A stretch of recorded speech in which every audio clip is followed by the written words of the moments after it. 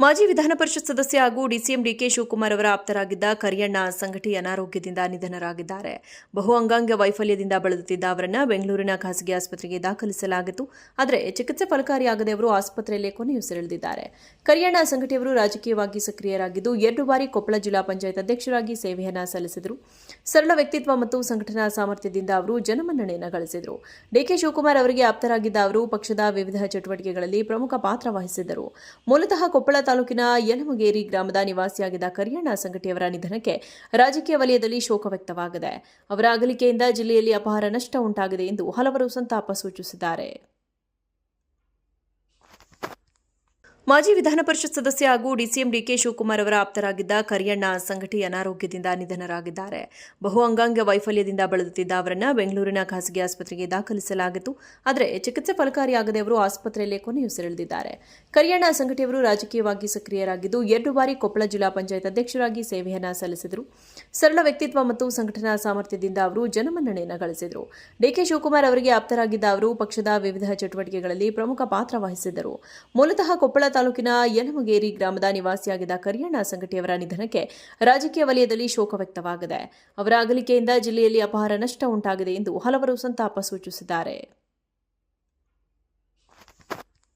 ಮಾಜಿ ವಿಧಾನ ಪರಿಷತ್ ಸದಸ್ಯ ಹಾಗೂ ಡಿಸಿಎಂ ಡಿಕೆ ಶಿವಕುಮಾರ್ ಅವರ ಆಪ್ತರಾಗಿದ್ದ ಕರಿಯಣ್ಣ ಸಂಘಟಿ ಅನಾರೋಗ್ಯದಿಂದ ನಿಧನರಾಗಿದ್ದಾರೆ. ಬಹು ಅಂಗಾಂಗ ವೈಫಲ್ಯದಿಂದ ಬಳಲುತ್ತಿದ್ದ ಅವರನ್ನು ಬೆಂಗಳೂರಿನ ಖಾಸಗಿ ಆಸ್ಪತ್ರೆಗೆ ದಾಖಲಿಸಲಾಗಿತ್ತು. ಆದರೆ ಚಿಕಿತ್ಸೆ ಫಲಕಾರಿಯಾಗದೆ ಅವರು ಆಸ್ಪತ್ರೆಯಲ್ಲೇ ಕೊನೆಯುಸಿರೆಳೆದಿದ್ದಾರೆ. ಕರಿಯಣ್ಣ ಸಂಘಟಿ ಅವರು ರಾಜಕೀಯವಾಗಿ ಸಕ್ರಿಯರಾಗಿದ್ದು 2 ಬಾರಿ ಕೊಪ್ಪಳ ಜಿಲ್ಲಾ ಪಂಚಾಯತ್ ಅಧ್ಯಕ್ಷರಾಗಿ ಸೇವೆಯನ್ನು ಸಲ್ಲಿಸಿದರು. ಸರಳ ವ್ಯಕ್ತಿತ್ವ ಮತ್ತು ಸಂಘಟನಾ ಸಾಮರ್ಥ್ಯದಿಂದ ಅವರು ಜನಮನ್ನಣೆಯನ್ನು ಗಳಿಸಿದರು. ಡಿಕೆ ಶಿವಕುಮಾರ್ ಅವರಿಗೆ ಆಪ್ತರಾಗಿದ್ದ ಅವರು ಪಕ್ಷದ ವಿವಿಧ ಚಟುವಟಿಕೆಗಳಲ್ಲಿ ಪ್ರಮುಖ ಪಾತ್ರ ವಹಿಸಿದ್ದರು. ಮೂಲತಃ ಕೊಪ್ಪಳ ತಾಲೂಕಿನ ಯಲಮಗೇರಿ ಗ್ರಾಮದ ನಿವಾಸಿಯಾಗಿದ್ದ ಕರಿಯಣ್ಣ ಸಂಘಟಿಯವರ ನಿಧನಕ್ಕೆ ರಾಜಕೀಯ ವಲಯದಲ್ಲಿ ಶೋಕ ವ್ಯಕ್ತವಾಗಿದೆ. ಅವರ ಅಗಲಿಕೆಯಿಂದ ಜಿಲ್ಲೆಯಲ್ಲಿ ಅಪಾರ ನಷ್ಟ ಉಂಟಾಗಿದೆ ಎಂದು ಹಲವರು ಸಂತಾಪ ಸೂಚಿಸಿದ್ದಾರೆ. ಮಾಜಿ ವಿಧಾನ ಪರಿಷತ್ ಸದಸ್ಯ ಹಾಗೂ ಡಿಸಿಎಂ ಡಿಕೆ ಶಿವಕುಮಾರ್ ಅವರ ಆಪ್ತರಾಗಿದ್ದ ಕರಿಯಣ್ಣ ಸಂಘಟಿ ಅನಾರೋಗ್ಯದಿಂದ ನಿಧನರಾಗಿದ್ದಾರೆ. ಬಹು ಅಂಗಾಂಗ ವೈಫಲ್ಯದಿಂದ ಬಳಲುತ್ತಿದ್ದ ಅವರನ್ನು ಬೆಂಗಳೂರಿನ ಖಾಸಗಿ ಆಸ್ಪತ್ರೆಗೆ ದಾಖಲಿಸಲಾಗಿತ್ತು. ಆದರೆ ಚಿಕಿತ್ಸೆ ಫಲಕಾರಿಯಾಗದೆ ಅವರು ಆಸ್ಪತ್ರೆಯಲ್ಲೇ ಕೊನೆಯುಸಿರೆಳೆದಿದ್ದಾರೆ. ಕರಿಯಣ್ಣ ಸಂಘಟಿ ಅವರು ರಾಜಕೀಯವಾಗಿ ಸಕ್ರಿಯರಾಗಿದ್ದು 2 ಬಾರಿ ಕೊಪ್ಪಳ ಜಿಲ್ಲಾ ಪಂಚಾಯತ್ ಅಧ್ಯಕ್ಷರಾಗಿ ಸೇವೆಯನ್ನು ಸಲ್ಲಿಸಿದರು.